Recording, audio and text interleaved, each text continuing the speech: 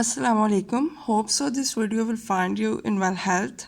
आज का हमारा टॉपिक ऑफ डिस्कशन था पेपर पैटर्न और paper scheme for second year, जो कि आने वाले एग्ज़ाम्स के लिए है। और ये तकरीबन ऑल जो पंजाब के बोर्ड्स हैं उसके अंदर लाहौर है, रावलपिंडी है, फैसलाबाद, सरगोदा, गुजरांवाला, साहिवाल, मुल्तान, बहावलपुर, डेरा गाजी खान और आज़ाद कश्मीर, ये तमाम बोर्ड्स के लिए 2024 की स्कीम है, ठीक है, जो मैं आपके सामने रखने जा रही हूँ। उसमें आपके पास हम सबसे पहले जो है वो डिस्कस कर लेते हैं। हमारे पास केमिस्ट्री है पार्ट 2 के लिए, और उसमें सबसे पहले आपके पास जो सबसे पहला से 2 हैं, 5 में से 2 हैं, 7 में से 2 हैं, 8 में से 3 हैं और 16 में से भी अगेन 3 हैं। जब आप सवाल नंबर 4 पे जाएंगे और आपको कोई से जो है 6 सवाल अटैम्प्ट करने होंगे 9 वाले में से, मतलब 9 सवाल होंगे और कोई से 6 आपको करने होंगे। वो 9 कहाँ से आएंगे वो भी देख लें। चैप्टर नंबर 3 में से आपको 3 सवाल आएंगे, 9 में से कोई सा 1 सवाल आ जाएगा, 11 में से 2, 12 में से 1 और 13 में से 2 आएंगे। लॉन्ग क्वेश्चंस की तरफ चलते हैं जी। लॉन्ग क्वेश्चन में आपके पास 5 लॉन्ग होंगे, ठीक है, कोई से 3 आपको अटैम्प्ट करने होंगे। जो पहला लॉन्ग आपके पास आएगा यानी सवाल नंबर 5 के नेम से, वो चैप्टर नंबर 1 और चैप्टर नंबर 2 में से आएगा। सवाल नंबर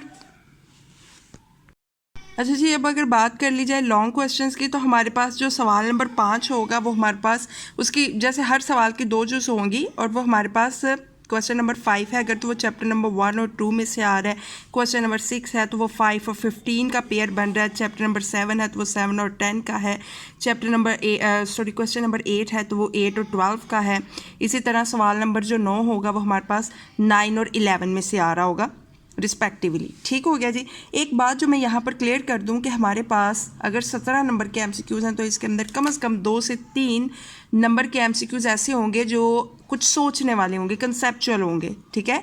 तो आपने टॉपिक्स का जो है वो समहाउ थोड़ा सा उसका कॉन्सेप्ट लेके जाना है। इसके अलावा आपके हर जूस के अंदर कम से कम एक सवाल तो ऐसा लाजमी होगा जो ओपन बुक होगा। इस दफ़ा ओपन बुक होने का मतलब ये है जी कि आपके पास ओपन बुक कहने का मतलब ये है, ये नहीं कि कोई पता नहीं खुदा न खास्ता कहाँ से आपको सवाल उठा के दे दिया जाए। I am not meaning about at this, मैं इसके ऊपर बात ही नहीं कर रही। ओपन बुक का मतलब ये है कि आपको एक सवाल दिया जाए और उस सवाल को, वो सवाल आपकी बुक के अंदर से ही होगा, लेकिन वो कॉन्सेप्ट वाइज उस टॉपिक के साथ रिलेट कर रहा होगा, ठीक है जी। मतलब आपको अगर मैं बात करूं केमिस्ट्री की, तो वो आपको कॉमन आइन इफेक्ट पूछ सकता है, लेकिन कॉमन आइन इफेक्ट वो डायरेक्ट नहीं पूछेगा, वो समहाउ उसके कुछ उस ही टॉपिक के साथ रिलेट करता हुआ वो आपसे पूछ रहा होगा। ठीक हो गया जी। इसी तरह अगर फिज़िक्स की बात की जाए तो उसमें भी आपके पास जो है वो जनाब 17 नंबर के एमसीक्यूज़ होंगे। वहाँ पर आपके पास जो चैप्टर नंबर 12 यानी कि इलेक्ट्रोस्टैटिक्स होगा, उसके अंदर से आपके पास 2 एमसीक्यूज़ आ रहे होंगे। 13 में से 1, 14 में से 2, 15 में से अगेन 2 जो है वो 16 में से यानी एसी करंट वाले में से आपके पास 2 आ रहे होंगे। 17 यानी क्रिस्टलाइन सॉलिड, उसके अंदर से आपके पास 1 आ रहा होगा। 18 जो है वहाँ से आपके पास 2 आ रही होंगी। इलेक्ट्रॉनिक्स वाला चैप्टर जो है 19 मॉडर्न फिजिक्स, वहाँ से भी आपके पास 2 एमसीक्यूज़ आ रहे होंगे। चैप्टर नंबर जो 20 होगा वहाँ से 1 एमसीक्यूज़, और चैप्टर नंबर 21 उधर से आपके पास 2 एमसीक्यूज़ आ रहे होंगे। मैं ये नहीं कह रही कि कम्प्लीटली आपके जो बोर्ड पेपर्स हैं वो इसी स्कीम को फॉलो करें, लेकिन 90% वो इसी को ही फॉलो करेंगे, इंशाल्लाह इसी को फॉलो करेंगे। अब अगर हम आगे चलें तो हमारे पास जो शॉर्ट क्वेश्चन हैं, वहाँ पर हमारे पास जो सवाल नंबर 2 है, वहाँ पर आपको 12 सवाल आएंगे और आपको कोई से 8 अटैम्प्ट करने होंगे, और वहाँ पर जो पेयर बन रहा है वो 12, 14 और 21 नंबर चैप्टर का बन रहा है, और तीनों में से जो है वो 4-4 सवाल आ रहे हैं। इसी तरह जब आप आगे जाएं तो आपके पास जो है कोई से आपके पास 12 सवाल आएंगे, उनमें से आपने 8 करने हैं। उधर जो आपके पास पेयर स्कीम बन रही है वो 13, 16, 17 और 18 की है, और यहाँ चारों में से आपके पास 3-3 सवाल आ रहे हैं। जब आप जो है सवाल नंबर 4 की तरफ जाएंगे तो वहाँ पर आपके पास जो चैप्टर नंबर है 15, 19 और 20, वहाँ से आपके पास जो चैप्टर नंबर 15 है उधर से 3 सवाल, चैप्टर नंबर 19 से 4 और 20 से आपके पास 2 सवाल आएंगे। आगे अगर आप चलें तो हमारे पास जो लॉन्ग क्वेश्चन होंगे वो क्वेश्चन नंबर जो 5 है वो 12वां और 13वां यानी 12वां और 13वां पेयर बन रहा है। क्वेश्चन नंबर 6 के लिए चैप्टर नंबर 14 और 15 का पेयर होगा, और क्वेश्चन नंबर 7 जो है वहाँ पर आपके पास चैप्टर नंबर 16 और 18 का पेयर है। और इसी तरह सवाल नंबर 8 और 9 के लिए आपके पास 17, 19 सवाल नंबर 8 के लिए, और सवाल नंबर 9 के लिए आपके पास चैप्टर नंबर 20 और 21 का पेयर बनेगा। ठीक हो गया जी। ये हमारे पास जो है वो फिज़िक्स के लिए थी। अब अगर आप आगे चलें तो हमारे पास बायोलॉजी के लिए जो स्कीम आती है उधर भी आपके पास अगेन जो है वो 17 नंबर के जो है वो MCQs है। सवाल नंबर 1 जो है वो वहाँ पर आपके पास MCQs को कवर करता है। उधर जो आपके पास चैप्टर नंबर 15 होगा वहाँ पर आपके पास एक MCQ होगा। चैप्टर नंबर 16 में से 2 होंगे, चैप्टर नंबर 17 में से भी 2 होंगे, 18 19 में से एक होगा। चैप्टर नंबर 20 जो है वहाँ से आपके पास 2 MCQs होंगे, 21 22 में से एक, 23 में से 2, 24 में से 1, 25 26 27 तीनों में से एक MCQ। ये टोटल कुल मिला के कोई आपके पास 17 नंबर के MCQs बनेंगे। ठीक हो गया। शॉर्ट क्वेश्चंस जो आपके पास होंगे वहाँ पर भी आपके पास बिल्कुल वैसे ही पिछलों की तरह आपके पास क्वेश्चन नंबर 2 में 12 सवाल होंगे, 8 आपको करने होंगे। चैप्टर नंबर 15 16 18 26 और 27 का जो है वो पहले सवाल नंबर 2 में आपके पास पेयर आएगा। 15 और 16 में से आपके पास 3 सवाल, जबकि 18 26 और 27 में से आपके पास 2 सवाल आ रहे होंगे। इसी तरह सवाल नंबर 3 की तरफ चलें तो 12 सवाल होंगे, 8 करने होंगे आपको। चैप्टर नंबर आपके पास 17 21 23 और 25 चारों में से 3 सवाल होंगे। अब अगर आप क्वेश्चन नंबर 4 की तरफ मूव करें तो वहाँ पर आपके पास 9 सवाल होंगे, 6 करने हैं। चैप्टर नंबर जो है वो आपके पास 19 20 21 24 है, जबकि जस्ट आपके पास जो चैप्टर नंबर 20 होगा इस चीज़ में उधर से आपके पास 3 होंगे और बाकी जो 3 हुआ यानी 19 21 और 24 वहाँ पर आपके पास 2 सवाल होंगे। ठीक हो गया जी। अब अगर आप आगे चलते हैं तो हमारे पास जो है वो सवाल नंबर 5 है। ठीक है जी। सवाल नंबर 5 जो है वहाँ पर आपके पास ए है और बी, 2 पार्ट्स। यहाँ पर जो आप के देख रहे हो और जो आप यू देख रहे हो, के जो है इसका मतलब ये है कि नॉलेज बेस्ड, यानी समहाउ आपके पास जो है जिसका आपको पता होगा, जबकि अंडरस्टैंडिंग बेस्ड वो भी चीज़ आपकी समझ में होगी। लेकिन एनालिटिकल जो ए है इसका मतलब ये होगा कि वो आपको सोच के करने वाला होगा। इसके अलावा जो है यहाँ पर जो स्कीम बढ़ रही है सवाल नंबर 5 के लिए वो 15 और 21 चैप्टर की बन रही है। सवाल नंबर 6 के लिए वो 16 और 25 की है। सवाल नंबर 7 के लिए वो 17 और 24 की है। सवाल नंबर 8 के लिए वो 18 और 22 की है, जबकि सवाल नंबर 9 के लिए वो 19 और 23 की। और मेरी जहाँ तक आपको ये मशवरा है वो आप क्वेश्चन नंबर 5 6 और 8 को जो है वो आप टारगेट करें, ये आपके लिए ज़्यादा फ़ायदेमंद होगा। अब अगर आप नेक्स्ट आगे चलें तो हमारे पास मैथ की भी एक स्कीम है। मैथ की स्कीम है 2024 के लिए, वहाँ पर आपके पास 20 नंबर के MCQs होंगे, जबकि चैप्टर नंबर 1 में से 2, 2 में से आपके पास 4, 3 में से भी 4, चैप्टर नंबर 4 में से 4, 5 में से 2, 6 में से 3 और चैप्टर नंबर 7 में से 1 MCQ होगा। और डेफिनेशन बेस्ड MCQs भी होते हैं। अगर आप आगे चलें शॉर्ट क्वेश्चंस की तरफ, सवाल नंबर 2 में आपके पास 12 सवाल होंगे, कोई से 8 आपको करने होंगे। जिन चैप्टर्स का पेयर यहाँ पर बन रहा है वो 1 और 2 है, और वहाँ से आपके पास जो चैप्टर नंबर 1 है उधर से आपके पास 3 सवाल, जबकि 2 में से 7 क्वेश्चंस होंगे, यानी अगर आप चैप्टर नंबर 2 को आप छोड़ नहीं सकते। इसी तरह आगे चलें तो क्वेश्चन नंबर 3 की तरफ 12 सवाल होंगे, 8 आपको करने होंगे। चैप्टर नंबर यहाँ पर जो पेयर बन रहे हैं वो आपके पास 3 और 5 है। अब यहाँ से अगर देखा जाए तो चैप्टर नंबर 3 में से आपको 10 सवाल आ रहे हैं, यानी कि अगर आप चैप्टर नंबर 3 को बहुत अच्छा तैयार करके जाते हैं तो इट्स मीन कि आप यहाँ पर डन कर जाएंगे। उसके बाद आगे चलें तो क्वेश्चन नंबर 4 की तरफ मूव करते हैं। आपको जो है वो 13 सवाल आएंगे, कोई से 9 आपको करने होंगे। तो यहाँ पर अगर आप 6 और 7 वाले चैप्टर को तैयार कर लेते हैं तो आप यहाँ पर 9 सवालों का टारगेट अचीव कर जाएंगे। लेकिन यहाँ पर आपके पास 4 में से आपके पास 4, जबकि चैप्टर नंबर 6 में से 4, चैप्टर नंबर 7 में से आपके पास 5 क्वेश्चंस आएंगे। अगर लॉन्ग की तरफ चले जाएं तो आपके पास जो सवाल नंबर 5 है वहाँ पर आपके पास चैप्टर नंबर 1 और 2 लॉन्ग में इसकी पेयरिंग बनेगी। क्वेश्चन नंबर जो 6 होगा वहाँ पर आपके पास जो एक्सरसाइज जो है वो 3.1 टू 3.4 के अंदर से ही आपके पास, यानी चैप्टर नंबर 3 और 4 की बात हो रही है, वहाँ से आपके पास लॉन्ग आ जाएगा। ये एक्सरसाइज के साथ मैंशन है। उसके बाद क्वेश्चन नंबर 7 आएगा तो आप वहाँ पर आपके पास जो है चैप्टर नंबर 5 और 3.5 टू 3.8, यानी चैप्टर नंबर 3 ही अगर आप कर जाते हैं, चैप्टर नंबर 4 और चैप्टर नंबर 1 और 2 कर जाते हैं तो इट्स मीन कि आपका यहाँ पर मैथ्स का पेपर क्लियर हो जाएगा।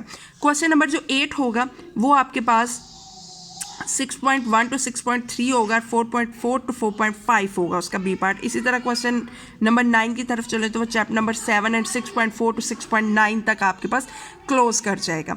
ठीक है, ये आपके पास मैथ की जो है वो स्कीम आती है। इसके बाद अगर आप आगे चलें तो हमारे पास कंप्यूटर की स्कीम है। कंप्यूटर की स्कीम की तरफ अगर हम मूव करें तो हमारे पास सेकेंड ईयर के लिए 1 2 3 4 और 5 में से आपके पास कोई MCQ नहीं है। 0 का मतलब है कि यहाँ से कोई MCQs आपके पास नहीं आ रही। तो 1 2 3 4 यहाँ से चारों चैप्टर्स में से एक एक MCQ आ रहा है। 6 में से भी एक, 7 में से भी एक, 8 में से आपके पास 2 MCQs होंगे, 9 में से 2 होंगे, 10 में से आपके पास 1 होगा, 11 में, 12, 13 और 14 चारों में से आपके पास अगेन एक एक MCQs जो हैं वो आ जाएंगे और कुल मिला के ये आपके पास 15 नंबर के MCQs आएंगे।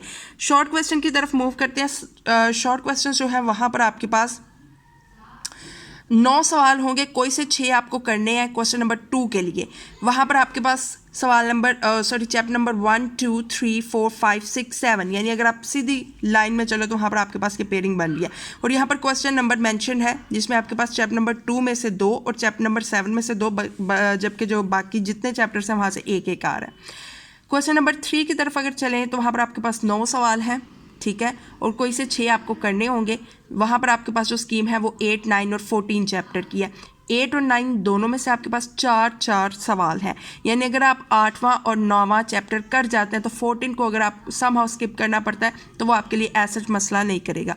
अगर आप क्वेश्चन नंबर 4 की तरफ मूव करते हैं और आपको 9 सवाल में से कोई से 6 करने हो और आप चैप्टर जो है वो आपके सामने मौजूद है, यानी 10, 11, 12, 13, तो वो आपके पास जो है 10 में से आपके पास 3, 11 में से 2, 12 में से भी 2 और 13 में से भी 2 आपके पास, यानी अगर आप यहाँ पर कोडिंग वाला चैप्टर यानी कि 13 वाला स्किप कर जाएं तो कोई बड़ा मसला नहीं है। लॉन्ग क्वेश्चंस में आपको जो है आपके पास 2 सवाल होंगे, कोई सा एक आपको अटैम्प्ट करना पड़ेगा। उसमें आपके पास जो क्वेश्चन नंबर 5 होगा वो आपको या चैप्टर नंबर 1 या 3 में से आ जाएगा, जबकि सवाल नंबर जो 6 होगा वो या चैप्टर नंबर 4 या चैप्टर नंबर 6, यानी अगर आप चैप्टर नंबर 1 और 3 कर जाते हैं तो सवाल नंबर 5 आपका कंप्लीट है। यहाँ से आपको जो अटैम्प्ट यानी 2 है, यानी यहाँ पर आपको 3 सवाल दिए जाएंगे, कोई से 2 आपने करने हैं। जो आपके पास 3 सवाल आएंगे यानी क्वेश्चन नंबर 7 जो होगा वो आपको चैप्टर नंबर 8 से आ रहा है, क्वेश्चन नंबर 8 जो है वो आपको आ रहा है जी चैप्टर नंबर 11 में से, और क्वेश्चन नंबर 9 जो है वो आपका आ रहा है चैप्टर नंबर 12 में से। यानी यहाँ पर आपका चैप्टर नंबर 8, चैप्टर नंबर 11 और चैप्टर नंबर 12 करना लाजमी है। कोई एक चैप्टर लाजमी कीजिएगा। मेरा मशवरा है चैप्टर नंबर 11 कर लें। क्यों? क्योंकि वहाँ पर आपके पास जो चैप्टर नंबर 11 होगा वो ज़्यादा यूज़फुल है और वो ज़्यादा आसान भी है, प्रोग्रामिंग की बिल्कुल बेस है। पार्क स्टडीज़ की तरफ मूव करते हैं। 10 नंबर के MCQs होंगे आपके पास, और यहाँ पर आपके पास जो चैप्टर्स हैं, चैप्टर नंबर 1 में से 3 MCQs, 2 में से 1 MCQ, चैप्टर नंबर 3 में से 2, चैप्टर नंबर 4 में से 1, 5 में से 1, 6 में से 2 MCQs, और कुल मिला के आपके पास 10 MCQs होंगे जो आपको करने पड़ेंगे। यहाँ पर जो शॉर्ट क्वेश्चंस होंगे वो आपके पास 2 सवाल होंगे। क्वेश्चन नंबर 2 में आपको 9 सवाल दिए जाएंगे, 6 करने होंगे।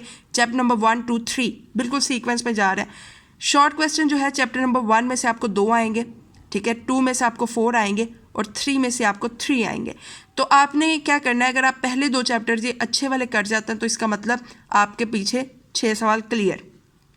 और पार्क स्टडीज़ के केस में कोशिश क्या करें कि जो एक्सरसाइज के पीछे सवाल दिए हों वो लाजमी करके जाएं, वो आपके लिए इंतहाई यूज़फुल होते हैं और हेल्पफुल भी होते हैं, और वहीं से मोस्ट ऑफ द टाइम वहीं से आपके पास पेपर आ रहा होता है।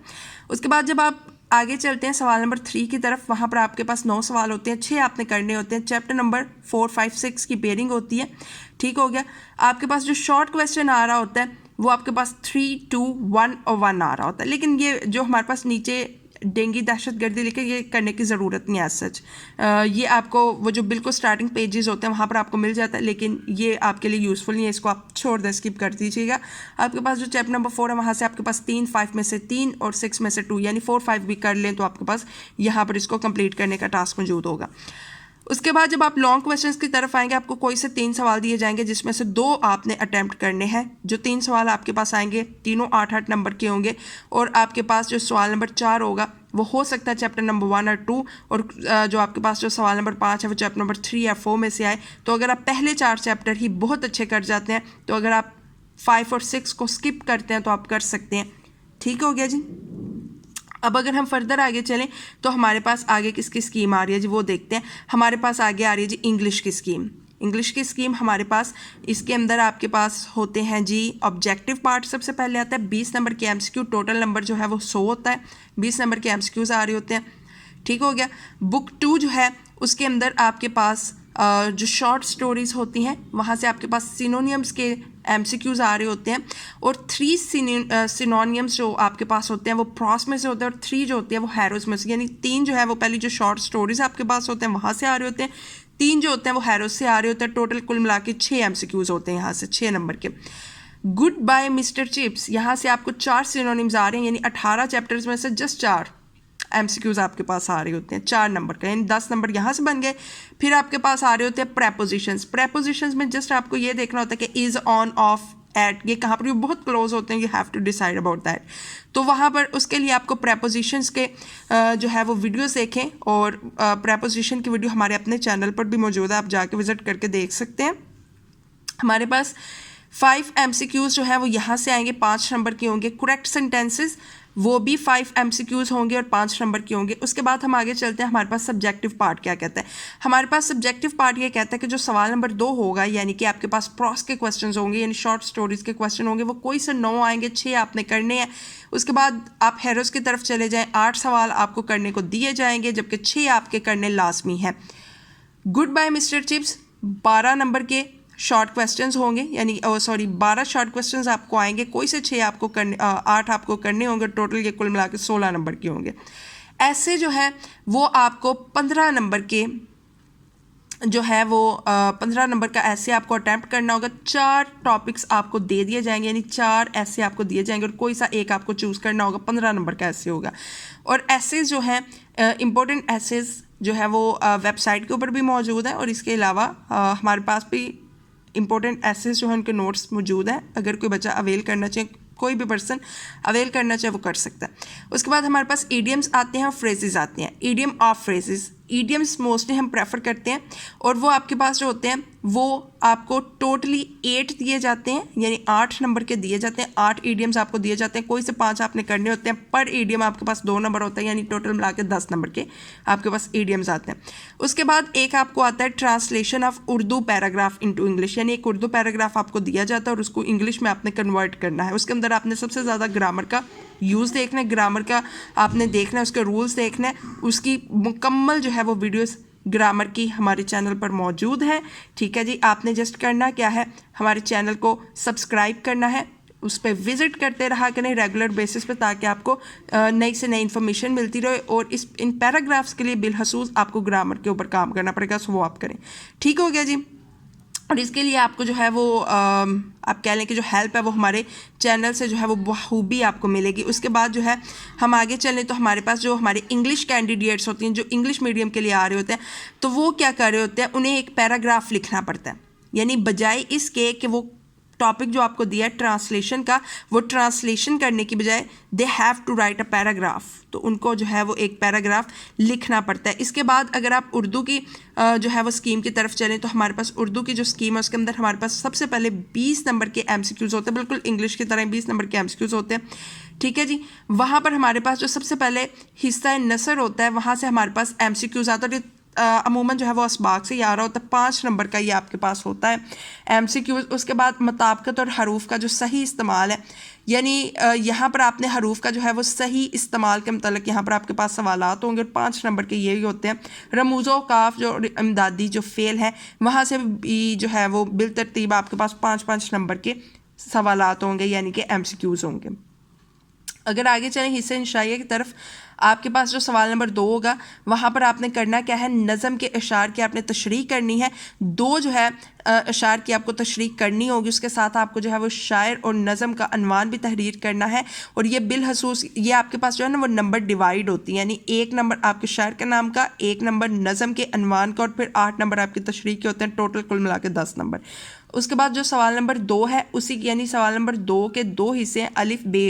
ठीक है, जो बे वाला हिस्सा होगा उसमें आपने गज़ल के अशार की तशरीह करनी है। 3 आपको दिए जाएंगे, तीनों की ही आपने अलग अलग तशरीह करनी है, और जस्ट इसमें शायर का नाम लिखना है। 1 नंबर शायर के नाम का होगा, 9 नंबर की आपके पास तशरीह होगी। सवाल नंबर 3 की तरफ जाएँ तो पैराग्राफ की आपको तशरीह करनी होगी, सियाक व सबाक लिखना होगा, और इस हिसाब से आपको उसकी तशरीह करनी होगी। 15 नंबर का ये आपके पास होगा। 3 जो है वो सियाक व सबाक के 3, जबकि पैराग्राफ की तशरीह आपको 10 नंबर की करनी होगी। उसके बाद अगर आप आगे चलें तो हमारे पास सबक का हलासा आता है। उसमें आपने क्या करना होता है, 2 आपको सबक दिए जाते हैं।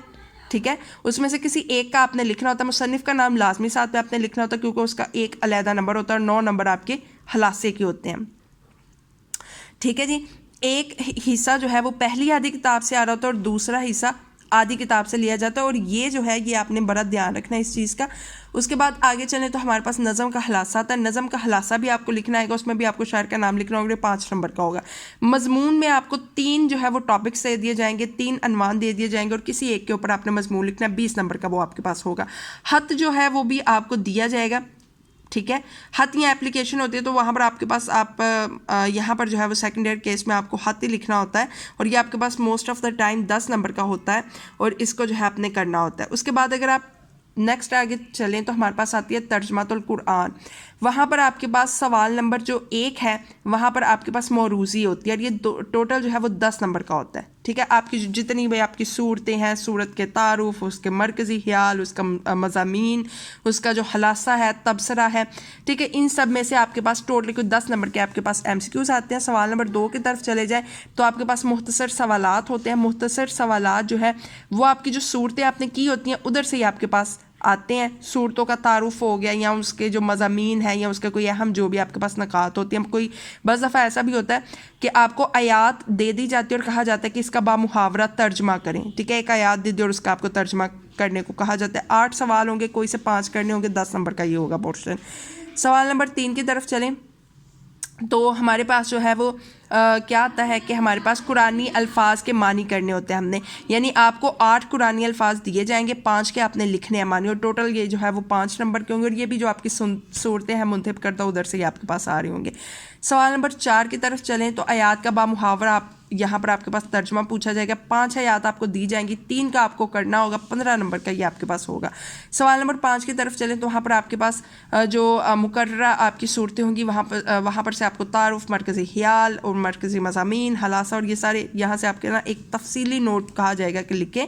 2 सवाल आपको दिए जाएंगे, कोई सा एक आपको करना है, और ये टोटल आपके पास 10 नंबर का है। और ये सूरतें आपके पास यहाँ पर मेंशन है, मैं दोबारा से बता देती हूँ। सूरह निसा 1 से 2, ठीक है। सूरह निसा 9 से 10, सूरह निसा 29 से 32, सूरह निसा 58 से जो है वो आपके पास 59, सूरह मायदा जो है वो 8 से 10, सूरह मादा 38 से 40, सूरह मादा 48 से 49, सूरह मादा जो है वो 83 से 86, सूरह नूर 1 से 3, सूरह नूर 28 से 31, सूरह नूर 55 से 56, सूरह अहज़ाब 35 से 36, सूरह अहज़ाब 40 से 48, सूरह अहज़ाब 56 से 59, सूरह अहज़ाब 70 से 71, सूरह फ़तह 18, सूरह फ़तह 29, सूरह हुजरात 1 से 5, सूरह हुजरात 10 से 13, सूरह हशर आपके पास 18 से 24 हो रहे होते हैं। ये आपने लाजमी जो है वो करना ही करना है, ठीक हो गया जी।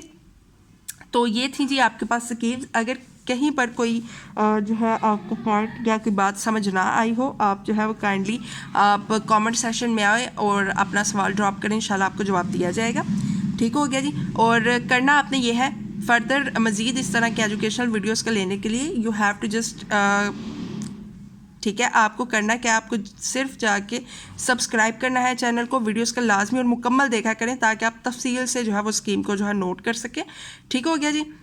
मिलते हैं अगले वीडियो के साथ। अल्लाह हाफिज़।